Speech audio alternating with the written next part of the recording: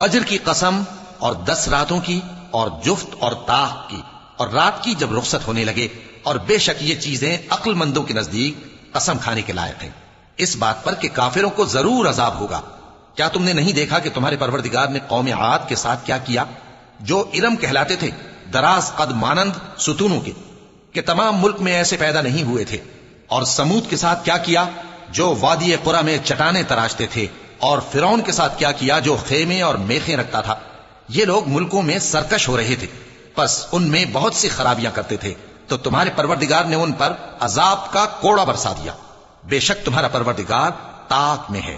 اگر انسان عجیب مخلوق ہے کہ جب اس کا پروردگار اس کو آزماتا ہے، کہ اسے عزت دیتا اور نعمت بخشتا ہے، تو کہتا ہے کہ میرے پروردگار نے مجھے عزت بخشی، اور جب دوسری طرح آزماتا ہے کہ اس پر روزی تنگ کر دیتا ہے، تو کہتا ہے کہ میرے پروردگار نے مجھے ذلیل کیا۔ یوں نہیں، بلکہ تم لوگ یتیم کی خاطر نہیں کرتے، اور نہ مسکین کو کھانا کھلانے کی ترغیب دیتے ہو، اور میراث کے مال کو سمیٹ کر کھا جاتے ہو، اور مال کو بہت ہی عزیز رکھتے ہو۔ یوں نہیں، جب زمین کوٹ کوٹ کر برابر کر دی جائے گی اور تمہارا پروردگار جلوہ فرما ہوگا، اور فرشتے قطار در قطار آ جائیں گے، اور دوزخ اس دن سامنے لائی جائے گی، تو انسان اس دن سوچے گا، مگر اب سوچنے سے اسے فائدہ کہاں مل سکے گا؟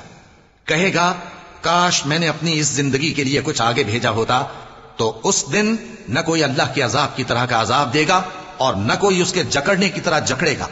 اے اطمینان والی جان، اپنے پروردگار کی طرف لوٹ چل، تو اس سے راضی، وہ تجھ سے راضی، سو تو میرے خاص بندوں میں شامل ہو جا اور میری بہشت میں داخل ہو جا۔